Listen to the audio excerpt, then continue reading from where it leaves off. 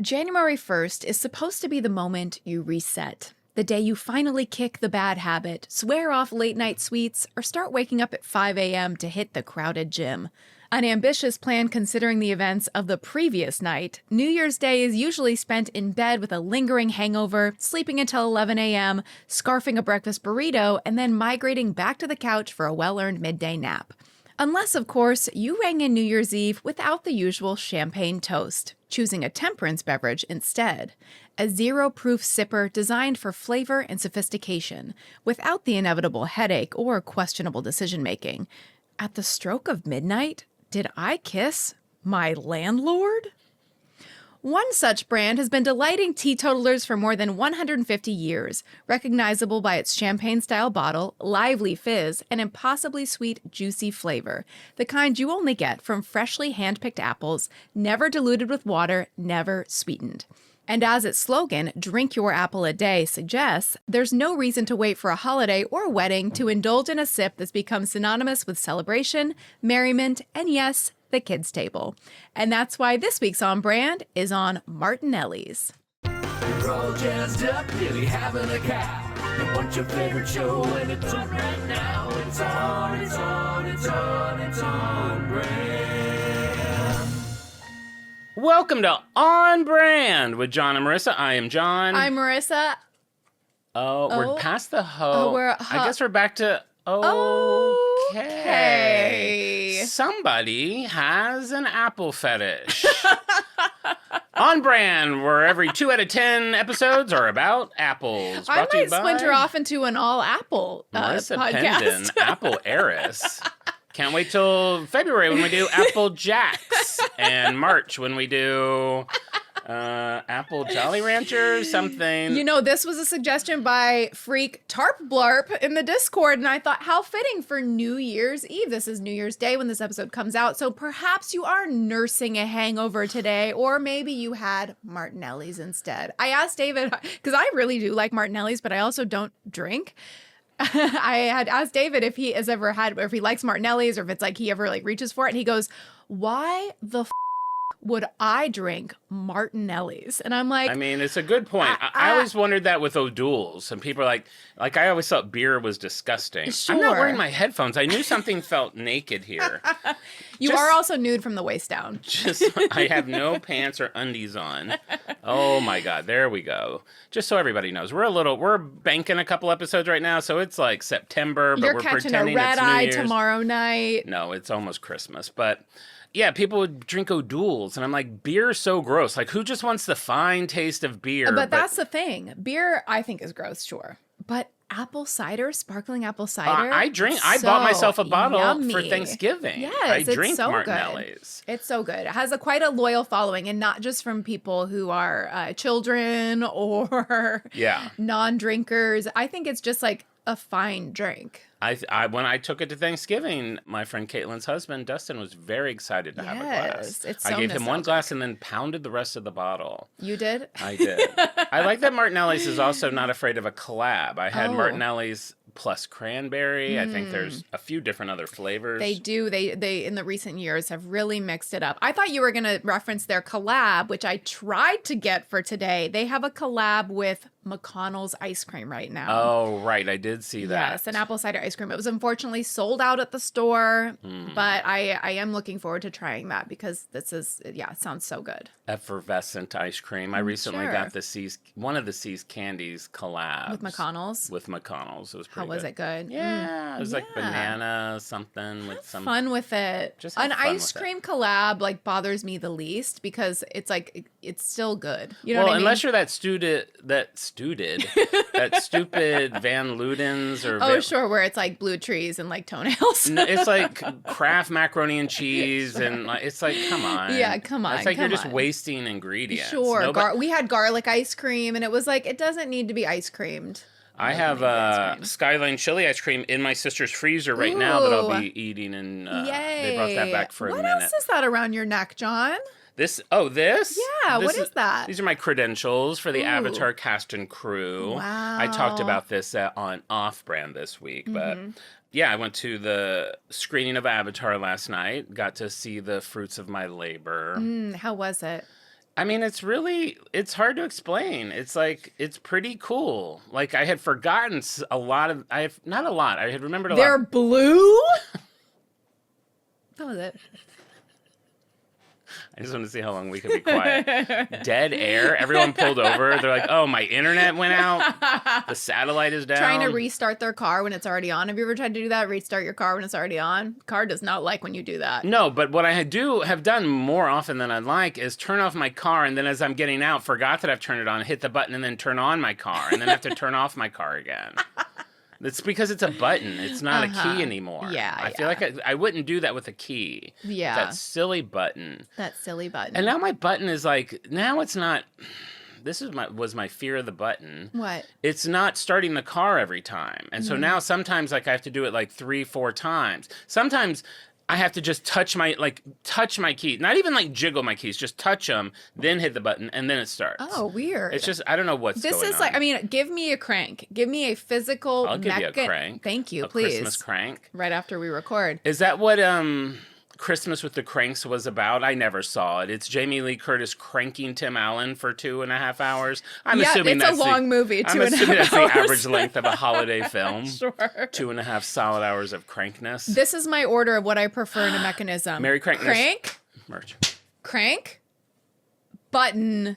Bottom of the list. Touch screen. I don't trust that with an inch of my life. No, I don't like touch screen at all. No. You get a little liquid on there. A little liquid. I'm wearing a mitten. You're wearing Good a luck. mitten. You gotta have like tongs. You have to have special swiping Yes, tongs. you need special No, swiping thanks. tongs. Give They me- come with it, but then you lose them, and then you can't turn on your microwave. Now, where So do you annoying. stand on, would you still fly if we still had crank planes? You know how they would go out and like rev up Sure. the propeller? Who's cranking it? Who, I guess? I mean, Am I? oh, I thought you were, I thought you were Amelia wanting me to Earhart. say like Timothy Chalamet. Oh. If it's Amelia Earhart, I'll hop on. Can we talk she's about only Timothy one I trust. Chalamet for a Oh, minute? we got a haircut? What's going on with that kid? I don't know. I can't tell if he's like has this like if he's doing this publicity for his movie and he's just acting weird or if he's Sure. turned weird.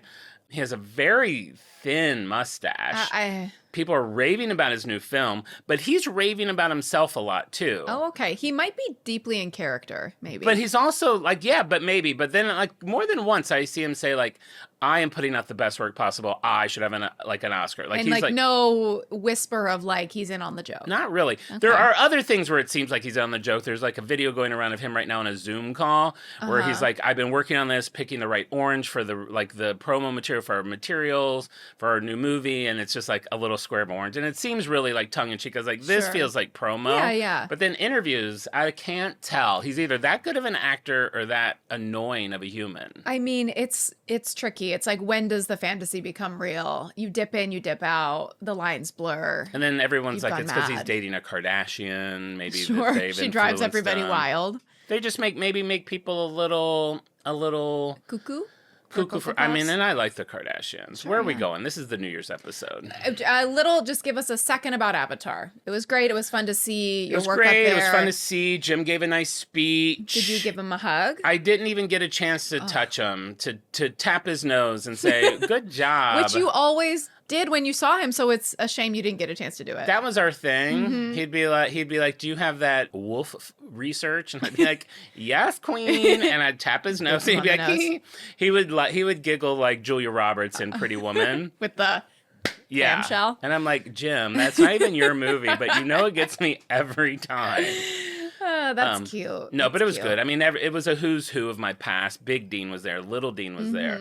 I don't want to start naming names because then people are like, you didn't mention me. Sure, But sure. it was fun. We had a party, good apps. Good food. The apps were good. Ziploc bag to go. No, but I did come home with a hamburger and a cake pop and a Diet Coke and That's 2 of these. quite a bit. No, I just came home with. You asked if I had a Ziploc. Okay, so not where was the hamburger? wrapped in napkins in my bag. Have you Well, eaten that hamburger? No, but I woke up in the middle of the night and did eat that cake pop. Middle of the night cake pop. It's like one little sweet bite. Sometimes if I have a sweet and I wake up in the middle of the night, I can't control myself.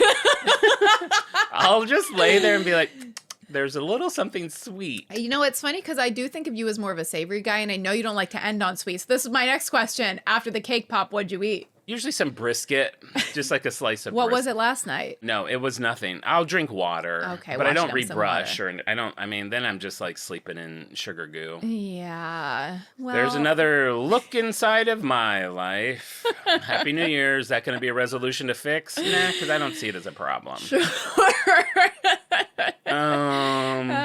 I have good teeth? Absolutely not. No. Have I had them all replaced? Basically. My New Year's resolution is to go to the dentist. My dentist is hounding me. I know you talked about this on Off-Brand. Hounding me. You talked about your resolution on Off-Brand. I don't have time. For what? The dentist. Babe, I know. You've talked about... We haven't even recorded Off-Brand, but I am going to do resolutions on it. So I'm predicting what is going to happen. Well, yeah. Yeah, because Off-Brand comes out first, yeah. Yeah, Off-Brand will come out first. So New Year's, this is exciting. Popping open You have a lot of getting on a flight in 18 hours energy, and I'm not... I want you to always show up authentically. I don't know what that means. It just feels like you're getting on a flight. Like if I had a picture of John, if I had 30 photos of John... Yeah. In all different states.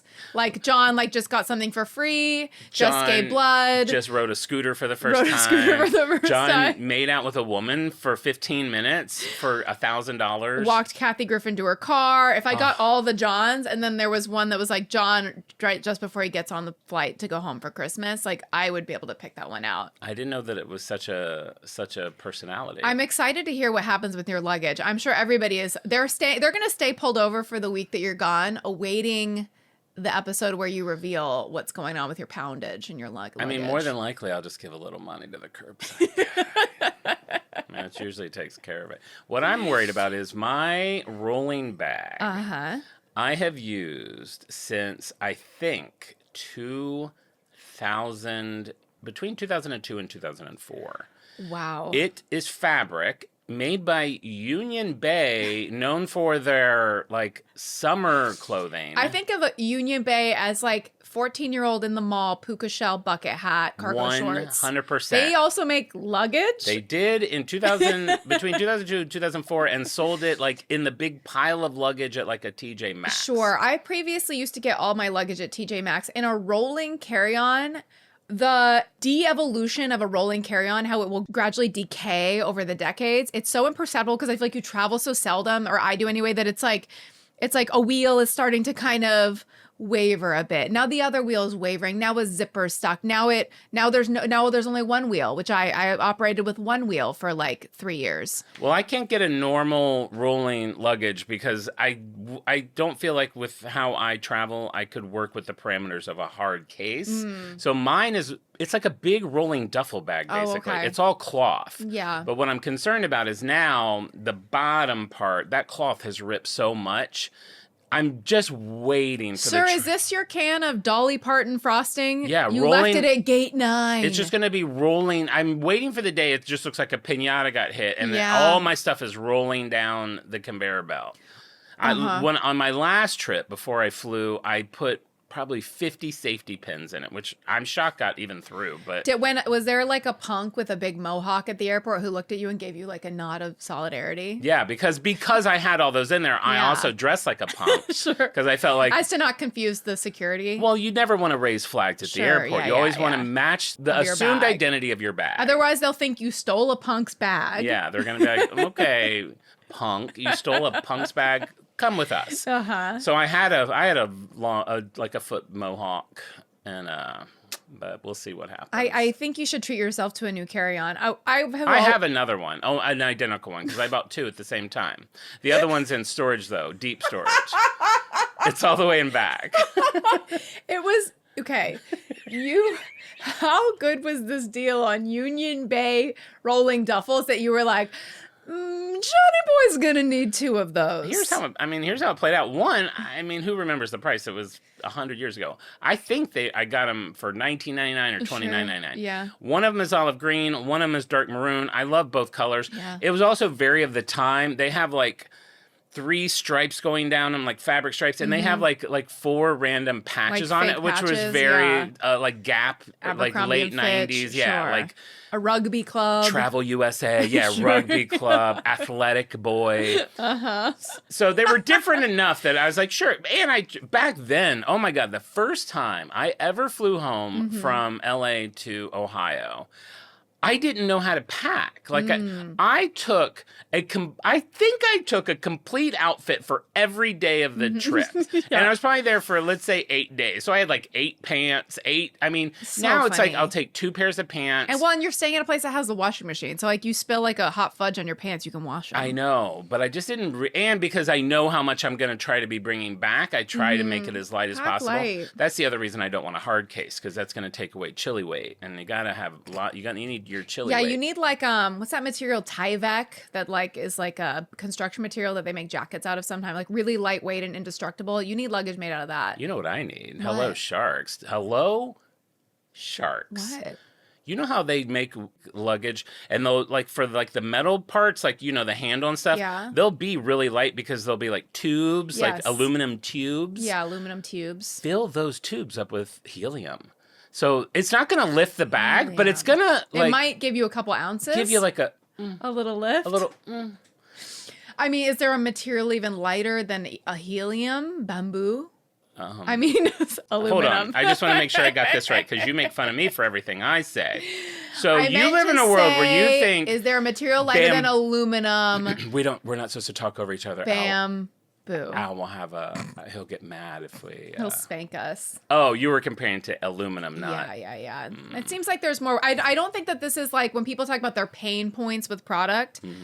I don't think the like weight of the bag is as much like a universal thing as it is with you. I would say I'm not a universal boy. That's exactly, which is why you can find that niche in the market. Kickstarter. It's a Kickstarter. You Not need an a Shark engineer. Tank? No, it's a Kickstarter. Well, why? We'll both go different paths and Because see who you- becomes a millionaire. You would go to Shark Tank and they'd be like, you know how like they'll be so out of touch with like the ails of the everyman. They'll be like, You're solving a problem that nobody has. they're like, nobody has this. Like you're just on your jet. Like it doesn't matter how heavy your bag is. It matters how heavy your bag is. Like they've never heard this I'm like, before. Mr. One. Oh, they do all fly private. They all fly private. They certainly just pay whatever fee it is. They So I'm gonna certainly have- check their bags. I'm going to have to teach them. You have to teach them, which is why QVC and Kickstarter. Mr. Wonderful, you know when you're traveling and you Uh-huh. have 12 cans of Skyline chili, 2 quarts of corn pudding, several little sweeties from Jungle Gyms. Yes. Ooh, take me to Jungle Gyms. Wouldn't it be nice to have a helium bag? Take And then me the there. name would be some cool thing, like you'll spell helium in a fun way. HELL, helium. Okay. And it's red, like the devil. Like the devil. And like apples that you can drink. Yes. Do you see how many apples are on our table right now? The amount of people, I'm getting stopped on the street. I can't leave the house without getting hounded about the fact that all apples are harvested in the fall. I know. That is. Wow. I hope that fact is true. It Because should just be merch. All apples are harvested in the fall. Merch. I do hope that is true because I do share that fact. Yes, it is true. And I was reconfirmed in my second Apple episode that is true. And it does affect how I shop for apples. I'm like, we are getting to the end of like, these are fresh apples. Like we're getting to the end of the fresh apple season. I will never look at an apple in July the same way again. Yeah, I feel like I would now. Who's going to buy apples in July? I feel like I'd stop buying apples in like maybe April. Right? Maybe I know. May. But that's like 4th of July, apple pie. Yeah. 4th of July, well, apple pie, I pie. think, is okay. Then you're cooking down the apple. Sure. These rusty old year-old apples. Yeah, but I mean, Sure. but to be fair, I have eaten older things in my apartment. So You have? I'm sure. What's the oldest thing you've eaten in your apartment? Who would know? Who keeps? Oh. I don't keep a log. I'm just saying. I mean, Speaking of Martinelli's, my mom, we were having, I think it was for Thanksgiving. I was like, should I grab a couple bottles of Martinelli's? My mom is like, oh, I have one. My sister looks in the cabinet. Expired in 2013. that's fine. My mom moved with that bottle That's fine. because she moved here in 2018. She probably thought, she was saving it for a special occasion, which she has 3 grandchildren, so she may not have had. That's not special Not enough. special enough. So not something special bigger enough. than that. Yeah, I mean, I guess so. At this point now, like, I know there's this point with hoarders, and you can confirm, where something gets like old enough that it's like, if it was like 2 years expired, it'd be like, oh, well, just get rid of it. But now it has taken on a heritage quality where Yeah. now it's a heirloom. Yeah. The bottle looks a little bit like more vintage. So now I did that when we're I not getting cleared rid out of my it. liquor cabinet because I had acquired a bunch of liquors over the years, either as gifts or product placement or whatever. And I think I brought over a couple here, and you guys were like, "Oh, those are old labels. Those are Yeah, like worth you had like an something." old Di Serono from like 1998. Never So crazy. expires. Apple juice definitely does. Yeah, I would think. I So would let me think go that. into this brand with some preconceived ideas. Okay, I'm tell going me. to assume the name is a person because where are you going to pull that from? Of course it is. While you're doing that, I'm going to grab a couple things. Okay. So I think it's going to be named after a person. We've got a guy, Dean Martinelli, came from a fun, happy family. During holidays and family get-togethers when he was young, he was always a little bit jealous of how much fun the adults were having. They were always toasting champagnes and making wishes, and he would go in with either his sister or his friend in the bathroom, and they would toast like their little water glass that they use after they brush their teeth. And he always just had this craving to be part of an adult celebration. Uh-huh. So he gets sad. He goes out in the yard, sits down on the bench under the apple tree. There's a slightly old apple that's fallen off the tree. He squashes it with his little tush. He's got applesauce all over his pants, but it makes a little juice. He licks it. He Get ready sticks for his- this. Hang on. That was so anticlimactic. There was a little hiss. There's a little hiss. He licks his finger, and that's his aha moment that maybe it's a little fermented and that he can also have a celebratory drink Well, now I don't even need to do the episode. You got it. That's made it. with apples. Thank you. Happy New Year. Happy New Year. So another year of On Brand. I can't. So you, if I'm Ooh. mathing my math correctly, you'll do by this time next year we will have done 6 more apple brands. That's right. And you'll be lucky to hear them. What do you think at your first impression? It's nice to have a little sipper while we're chatting. That's great. I mean, I love it. I think God, it's fantastic. I also have in front of you, there's the apple juice that is in the apple-shaped vessel. okay. So there's a couple things to sip on. We have the classic Martinelli's. This is the iconic one in the green champagne style bottle. Martinelli's sparkling cider. Here's a clue as to how far we're going back, since 1868. Clip clop. Martinelli's gold medal, 100% juice from U.S. fresh apples. Do you even? I feel like you don't. Do you even look at our timeline? No, I don't know how to get to it. Oh boy, it's a Google Doc. This is from when? This is 1868. 1868, the exact right. same year that Tabasco was founded. Thank you, On Brand, for putting it all together for us. Imperium shaving for all your shaving and gift-giving needs. Okay, so while we're sipping on that, feel free to crack into those and give them a taste. See, this already is disappointing because this apple used to be glass. You can still get it in glass, but it is not as widely available. But they do still have it in glass, and they also have an organic variety. I agree, the glass is perfection. If you're going to like a fancy restaurant or a deli, sometimes they have those like in the refrigerated case, and that is a real treat.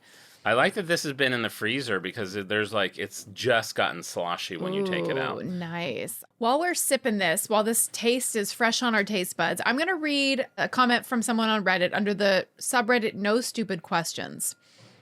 Why does Martinelli's juice and cider taste so good? I just picked some up from Whole Foods today, and it was like sex in my mouth with my crush who maybe likes me.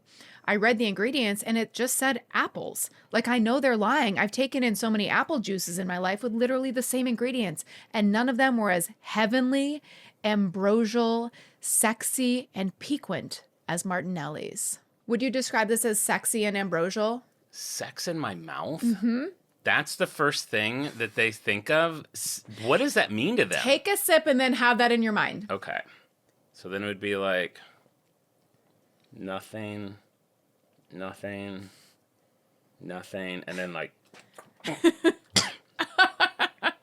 yeah, I guess. Do you get it? Do you get it? Yeah, that is like sex in my mouth. Well, you did a pretty good job assuming on what the history of Martinelli's is. Let's get into it. We have it to taste. We have it in our mind.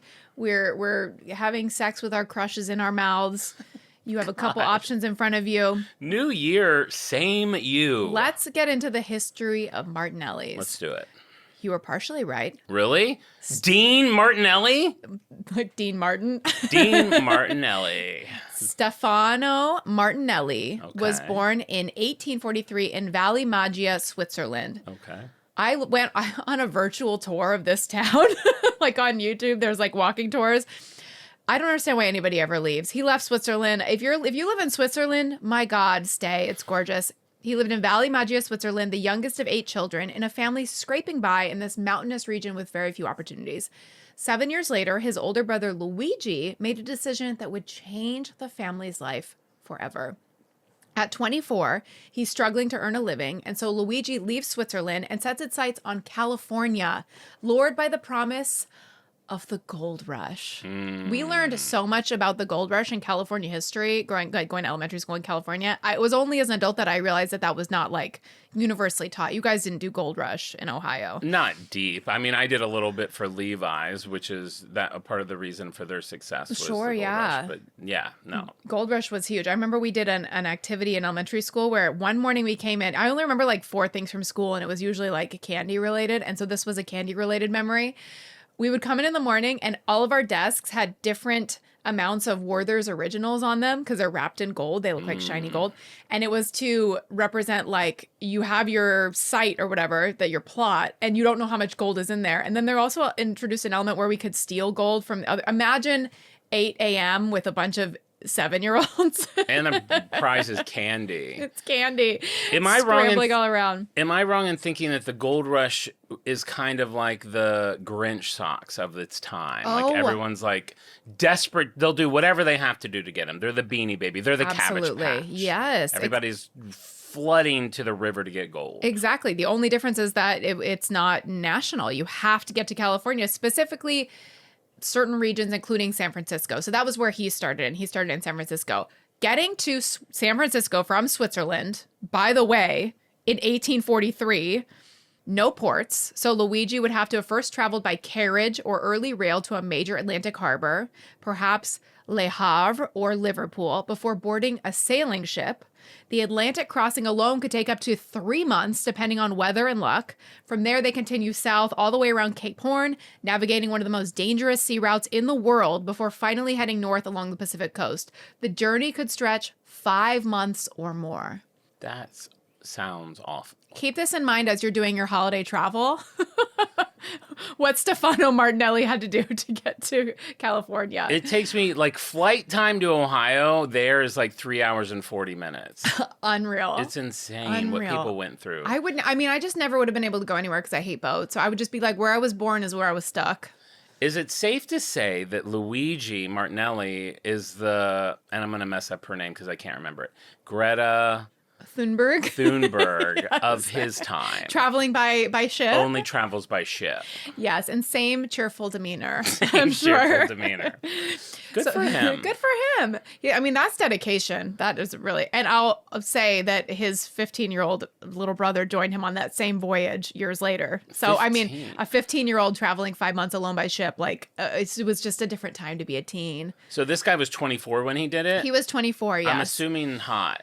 Yeah, it's hard to find pictures of him at 24 because of just like the time it was, like Yeah. the 1800s, like what was going on with pictures back then. But he's a good looking, even just like, I don't know, everything about him and it feels good. I feel like he's hot. Okay. He's a Swiss guy. We'll say he's hot. He's hot. So he arrives to San Francisco in the early 1850s, and he found a city that is hanging on by a thread. San Francisco had previously been this sleepy, like, port town, and it had exploded into this chaotic gold rush boom almost overnight. By 1849, San Francisco's population had grown to 40,000, with thousands more arriving by ship every month. So it's exploding. So there would be a ton of abandoned ships like clogging up the harbor. They would even take those abandoned ships and cover them up with like them in with like dirt and like wood to like expand the city out onto the water. Wow. They would use the abandoned ships, the wood, to make saloons, gambling halls, makeshift hotels, tent cities. It was like a loud, crazy, lawless village, a pop-up, a fire fest. Wow. When did the gays come? When did the gays come to San Fran? I think, well, they followed the Gold Rush for the bling. Okay, they wanted the bling, and then Levi came and they wanted the jean, and then they just stuck around. The first bling string was Gold Rush gold. Why I should have worn my bling string for New Year's. You should. Do you know where the bling string is? Yeah, it's in my living room. Okay, good. Prominently featured, I hope. Yeah. So it's a town of possibility, but it is a little, maybe not Luigi's speed, because he's from this sleepy mountain town in Switzerland, which, should have stayed. So he decides to move south. So he goes 85 miles south, where he finds a calm, beautiful stretch in California called Pajaro Valley, which is near the present-day area of Watsonville. This is a fertile, temperate stretch of land. It's ideal for farming. He begins, it's like, how do people learn this? He just starts growing beans and grain and eventually apples. That's what I did when I moved to LA. It's like I'm working on a script, nothing's happening. I planted some beans and grain, and now look at me. I mean, honestly, if you had, hello. I could have been selling the hooch. For real, you could have.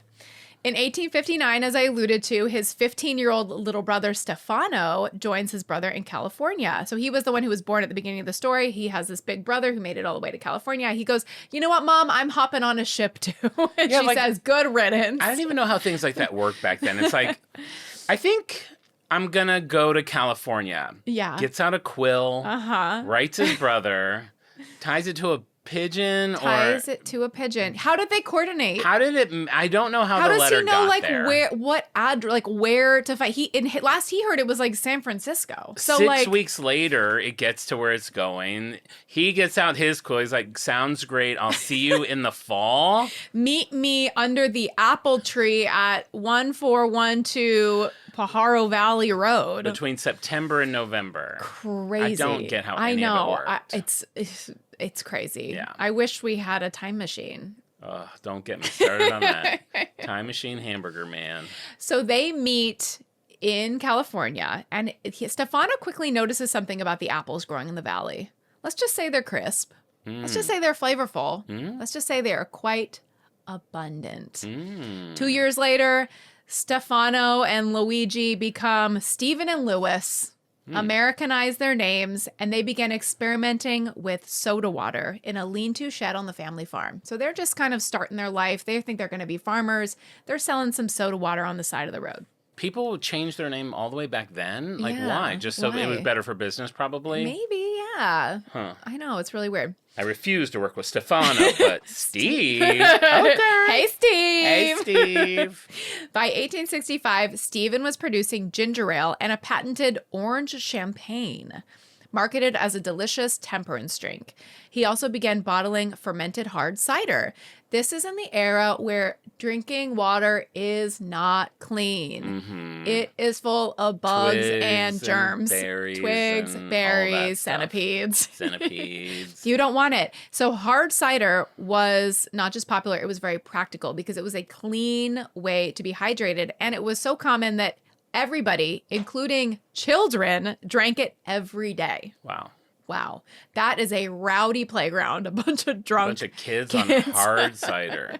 Now, hard cider, is that just fermented? Is that just like leaving it out? Yeah, it's fermented. So it has natural yeast and bacteria that creates alcohol. And I will say, Martinelli's, they did release their original hard cider in 2018. It became permanent a couple years ago. I tried to get it. It was not available. So you can find it some places if you want to try the original Martinelli's hard cider. It is now a permanent fixture on the shelves. Back to the 1800s. Okay.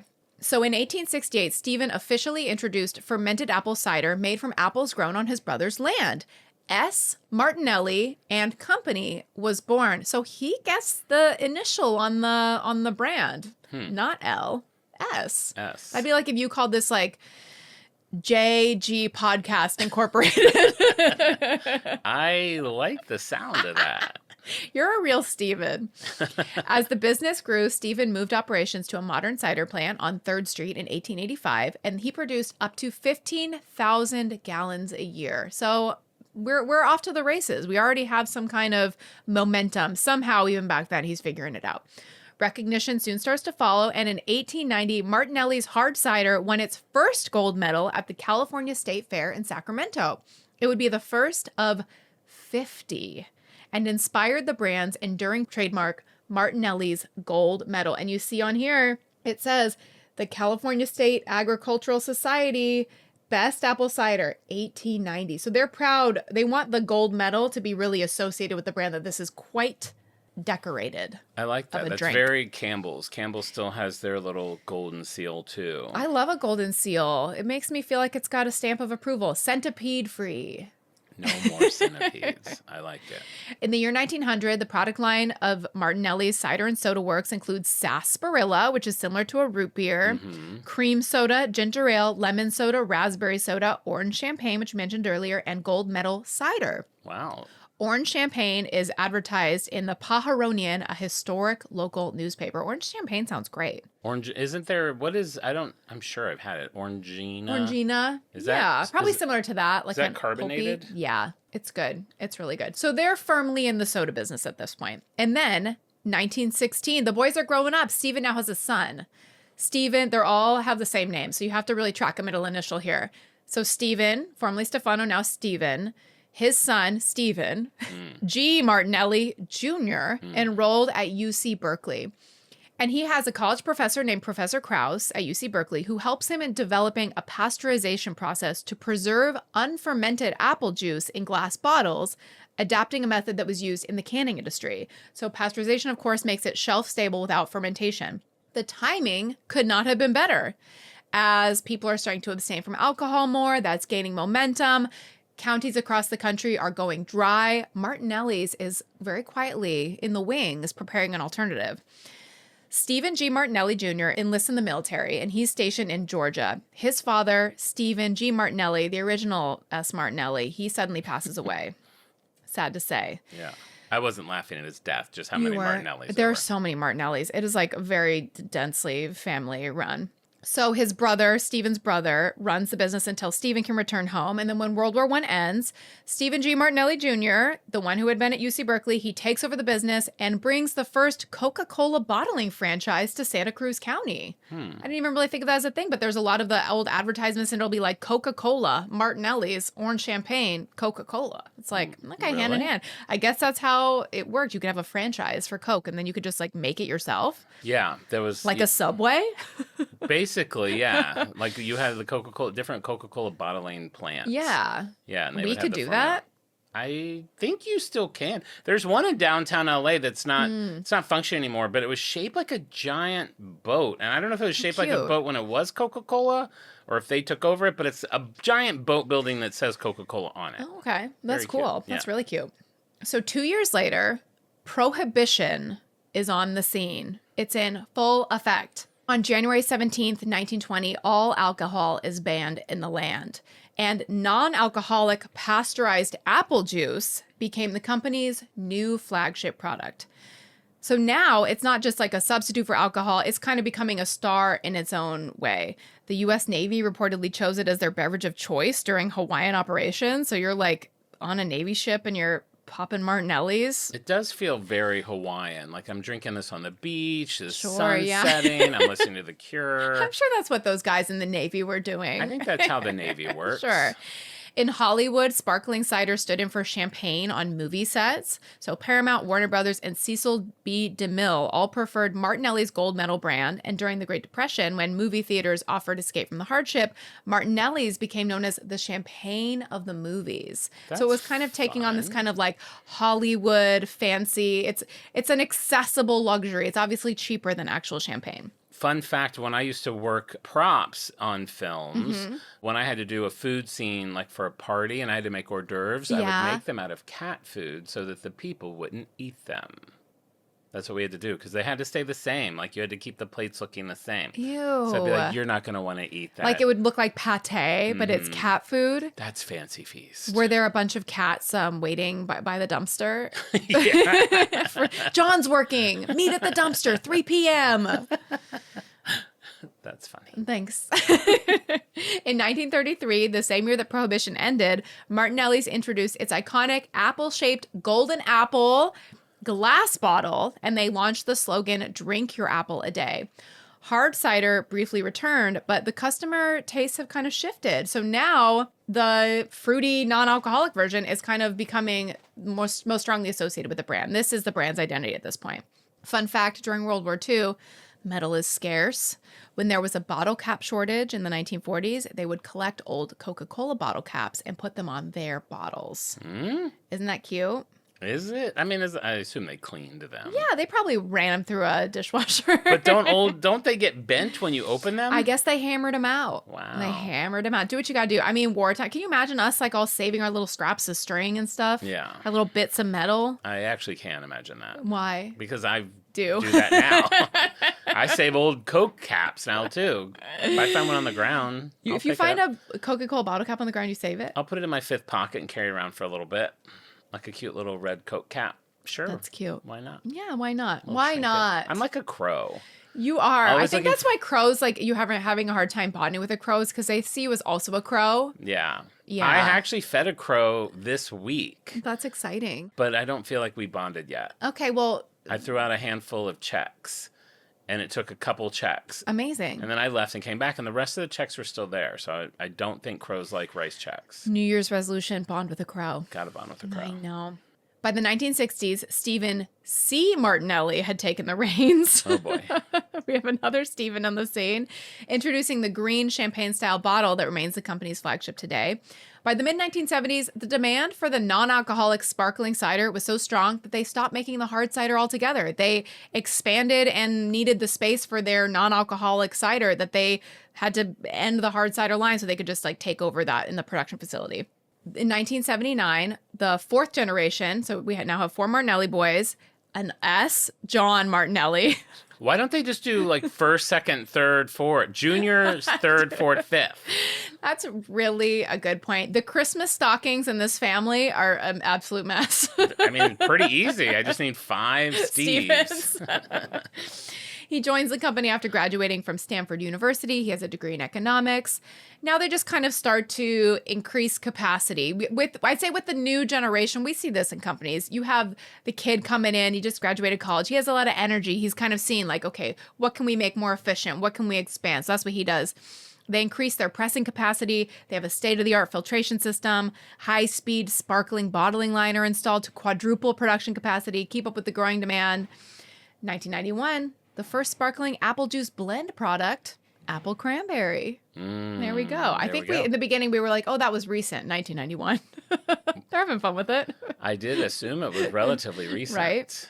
1994, they had a fire, so they had to take over the 285,000 square foot Jolly Green Giant frozen food processing plant to expand more. So like the growth is just like, it seems like every few years they have to just like get a bigger production facility because they're just like, it's booming. There's no direct competition. This is the name of sparkling apple cider. What's crazy is I don't feel like I ever see anyone drinking it. I never open anyone's fridge and it's like full of Martinelli bottles. It's really Thanksgiving, Christmas, and New Year's. Yeah. Yeah. The Vons at Thanksgiving had pallets of it. It was really? like hundreds of bottles of it. That's really fun. But I never really... I mean, who's drinking it in like March?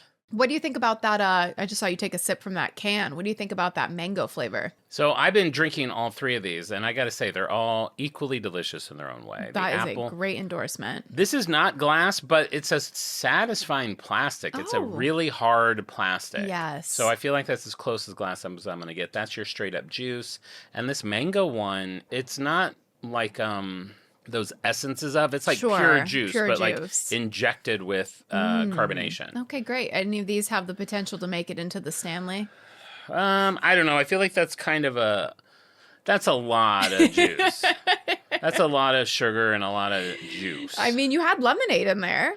Sugar, 0 sugar. Oh, I thought you were getting the one from Five Guys or wherever that was like the no. true lemonade. Just the Minute Maid 0 If sugar. you had a Stanley full of Martinellis, I feel like you would not be well. No, I feel like that's too much. I A think nice so. champagne. I did drink almost a whole bottle myself on Thanksgiving, though. What were those burps like? I got a real tummy ache on top of like 4 pounds of food. I believe it. Though it does say that this bottle is only 3 servings. Okay, So that makes I me actually feel don't think better. that was crazy at all. I didn't either. I mean, those go fast. When I does see go people drink fast. wine, it really goes fast. We'll take a couple bottles for the table. Yeah. Martinelli's, please. Your finest Martinellis. So now they're expanding the line. They now have wild berry, raspberry, cherry, mango, peach, and pear. 2007, S. John Martinelli becomes president of the company. Good for him. Wonder how we got that job. I wonder. He's a Nepo baby. They have more expansion, taking over more frozen food plants. Classic lemonade is added. Prickly passion lemonade, which sounds good. Blood orange. They open a company store in 2015, which is a place I'd like to go. It's in California. They have a tasting room, which is very cute. I have pictures of this that I'll post in the supplementals, where it's like there's a bartender and you can like get samples of like Martinelli's juices, and they are slightly cheaper than the grocery store. But the one complaint on TripAdvisor is you have to buy 6 bottles. Can't just get an individual bottle, but you can mix and match. Okay, good. You can, thank God you can mix and match. Can you Thank imagine God. if you couldn't? Oh my gosh. I'll what would you take do? 6 of the sparkling, 6 of the cran apple. People are like, I'm camping. I don't need 6. I want 1. Sorry, you need 6. People did have some complaints that the lady who worked at the front was not very friendly, but that is also like the headquarters. So the president of the company is there, and apparently he's very nice. That's in more than one review. The lady up front is not very friendly. All the 1-star reviews are referencing one lady. I mean, swap her out. Swap her out. You can't have that you can't have that blemish Maybe on she's your... like someone's niece, because everybody who works here is related. She might be a Martinelli. grumpy niece. Yeah. Wow. In 2018, they had their 150th anniversary, and that was when the company introduced their 1868 hard cider. So it was based on the original hard cider that was the pre-prohibition beverage. And they have one that's the original recipe and then one that's like a slightly higher alcohol volume. I think that would be a fun thing to have if you're having like a party, have like a bucket of those in the cooler. People might think that's fun. Yeah. They have cute packaging. Even this little mango can is fun. Yeah. They're good party grabs. They're a good party grab. It does, whoever does their branding, it does feel really in line. Like the cans for the hard cider, they even have that kind of like vintage, kind of like a barrel-y kind of look. You know what I mean? Like like a brewery look. Yeah. It's really just them adding some more products. They add sparkling blush, which has a little bit of raspberry in 2019. They're not the most exciting company, but I will say they are pretty unblemished. If it is not broken, you don't have to change it. I mean, I think adding new flavors is what they would do. I don't need Martinelli's like beef jerky. Sure. I don't need a bunch of collabs with this. Sure, the ice cream one, try it. Why not? That's fun. But it does feel like even like a prestige collab. Like they're not getting in on like Hostess mini donut, apple cider donuts. No. Like they're staying pretty highbrow. And McConnell's is a Santa Barbara brand. I'm not even sure if it's available around the country or not. And maybe that's like a California connection because it's all like California, West Coast. Yeah. Do you remember this in 2020? The Martinelli's TikTok. Is any of this ringing a bell? Martinelli TikTok anything? Not yet. They had a viral moment in 2020 where people were saying that if you bite, it's not apparently this one, but you could try it. If you bite the side of a Martinelli's apple juice container, it sounds like biting into an apple.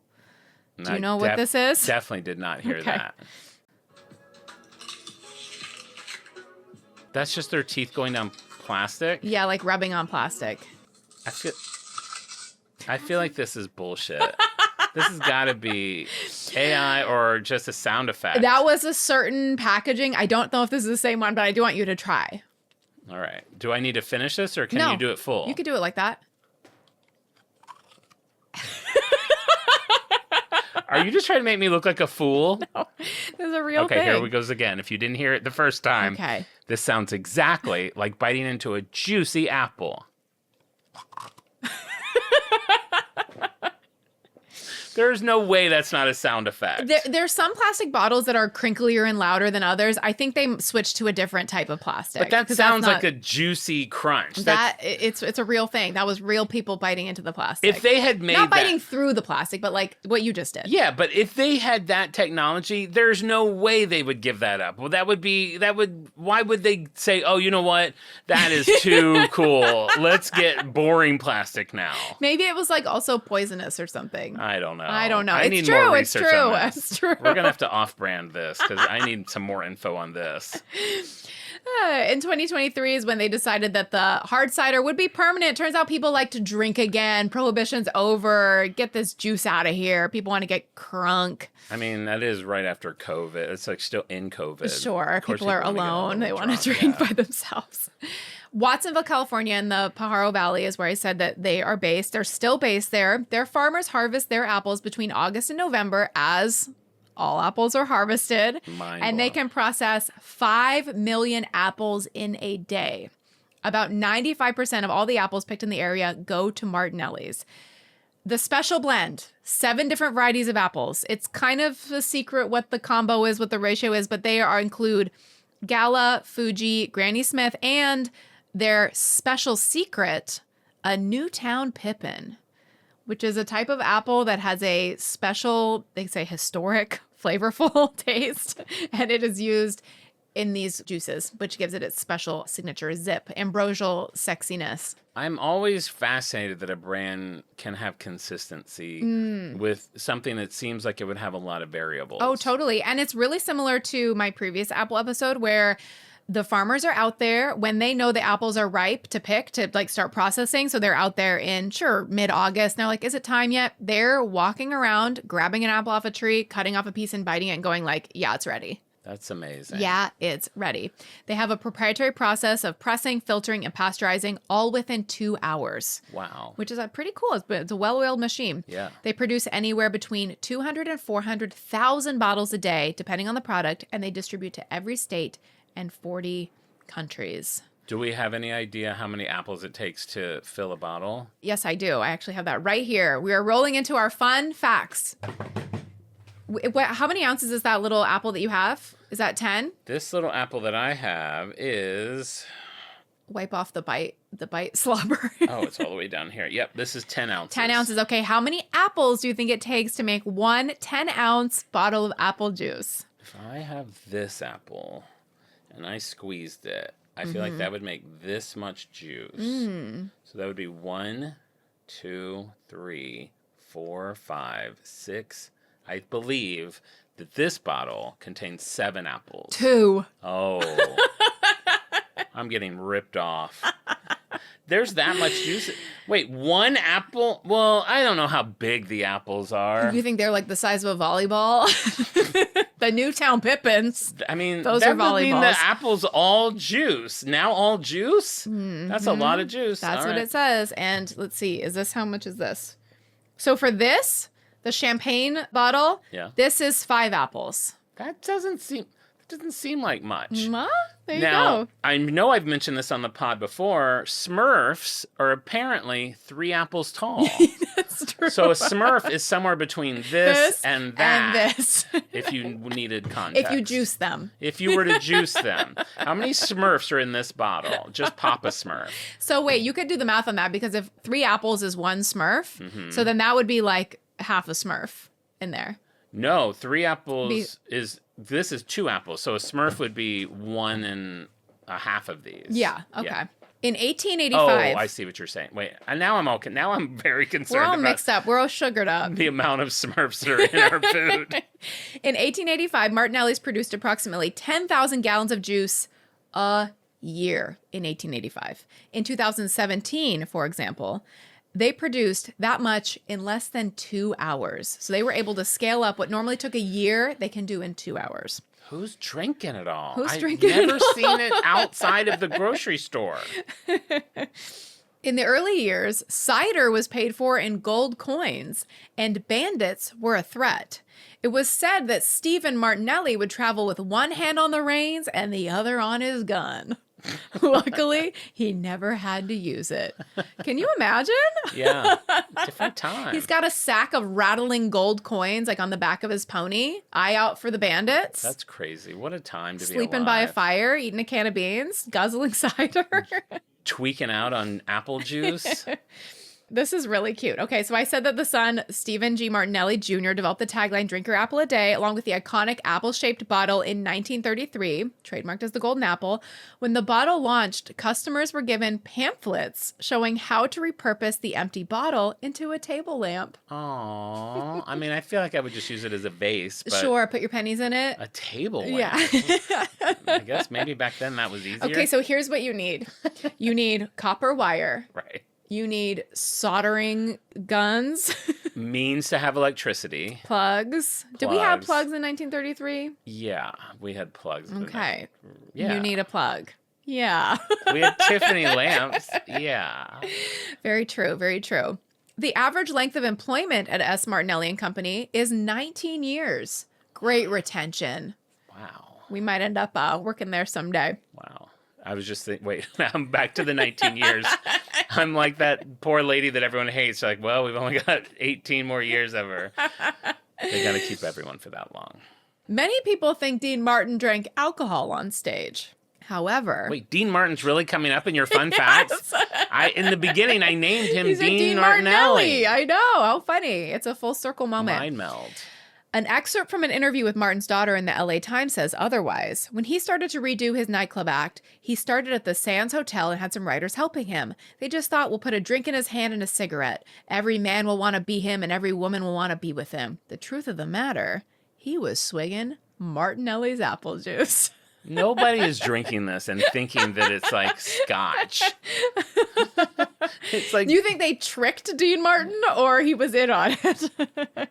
That's a good question. Did he have his wits about him at that time? That's our story of Martinelli's. Wow, you're polishing off the rest of that golden apple. You're hoping to make a lamp tonight? I've had 2. I've drank 2 of my 3 beverages. Jeez Louise. It's Wait, no, Andrew drank the cider. Or the sparkling. That's mostly full. Okay. That's a lot of apple. This is a lot of apple. Well, I mean, we could calculate exactly how many if we were I've better had 4 at math. apples during this show. But no added sugar, not diluted, never from concentrate, fresh apples. 2 hours from pluck to pint. But like 7 varieties each, and those 7 aren't in both of these, so that's probably 300 apples. Yeah. Now I do feel drunk. You might have had too many. But it was worth it. It was very good. Everything we know about Martinelli's, where are you landing? Yeah. On brand, off brand? I'm going to say hard on brand because I bought it for myself for Thanksgiving. Yeah. Did you share? You kept? I had one, Caitlin's husband had a glass and I had the rest of it. But Perfect, yeah, I get okay. it. Whenever there's a special occasion, I'll grab a bottle. I don't always drink it, but I like to have it on hand. It's good to have I on like hand. the look of it. I like that it's a legacy brand. I like that it's gone untarnished as far as we know. I would say it's untarnished. And I would even say it's like one of those environmentally friendly. They've done like a lot of like whatever kind of certifications it is, just like doing good in the world. Like they converted their facilities to like lower energy usage, and the leftover apple pulp goes to feed the hogs. I was going to say, it's going to feed something. It's going to feed the hogs. So they are also a good company. They're good to their employees. You go on like any review site, anything, Walmart.com, you see all the reviews. It's consistently 5 stars, 10 million 5-star reviews. Dare I say this is like the world's most beloved beverage. It might be, because I know all the other beverages that we like tend to have some sort of flaw. This has no flaw. And it's probably because it's family owned. Sure. They have never been absorbed by a corporation. No. Are they part of like Seagram's or? All right. They have a brewery that makes their hard cider, but no. Yeah, they're great. Aside from that bitch working at the bar, the tasting What is her room. name? We got to take care of her. That's my New Year's resolution. Find her. Get rid of Betty Martinelli. I'm going to say hard on brand for me. What about for you? This is a hard on brand for me. It's a hard on brand for me. I would say young and old. Everybody likes it. Perfect taste. There you go. Like it says, celebrate with Martinelli's and perfect taste. I feel like God, sometimes I give myself goosebumps. I do feel like there is a whole campaign in this. Hear me out. Okay. Martinelli's. Yes. It makes the young feel old and it makes the old feel young. I mean, I just got chills. I literally have goosebumps. Like, Wow. how perfect is that? Of a commercial. Like a kid with a little champagne flute and like then an old man drinking the glass out of the with the apple. little apple. Oh my God. Literally, it's so good. Oh, I gotta call. Honestly, I'm gonna get that mean lady. She's like, sounds great. Tell it to someone who cares. Kiss my ass. Kiss my round apple ass. Honestly, like I don't even need steak in it. I feel like that could just I didn't come up with it. I don't even need to see a dime. Don't worry, you're not getting steak in it. I feel like they're easy to reach. They have like on Instagram, they'll have like, 25 likes, no comments. Like they have a newsletter you can subscribe to. I feel like you could get this into the family very I definitely easily. feel like I could get to the family. But do they even have commercials? Say, I don't like, know no that I've ever commercials. seen a Martinelli commercial. No, I don't think I have either. They do have a social media presence where they'll like, share recipe ideas and things like that. But no, They should have a big, like a New Year's campaign. That's a Christmas campaign if I've ever written Well, one. we know that Christmas campaigns start in February, so get on it, I honey. need some storyboards. All right. Well, that's awesome. Thank you for sharing that. Thank you for listening. Thank you for not imbibing with me. I wish we could have had the hard cider so that we could have gotten a little tipsy, but this was good too. Yeah. And now that I'm thinking about it, I was going to do, for Freak of the Week, we are banking a couple episodes. So the Insta egg that would normally be for this episode is happening at the moment. Oh, wow. It's the Monopoly Insta egg. It's going on right now. It might be thrown off a little bit. So actually, maybe instead of doing since we're not doing Freak of the Week this week, we'll do a couple of shout outs from Apple Podcast reviews. Let's get some shout outs to some folks who've left us 5-star reviews on Apple Podcasts. First, we have Disgust462. Love the name. Brand fan. Come for the brand, stay for the band. I enjoy learning about brands, but it's the dynamic of John and Marissa that makes this podcast really special. Aww. Thank you, Disgust. Thank you, disgusting human being.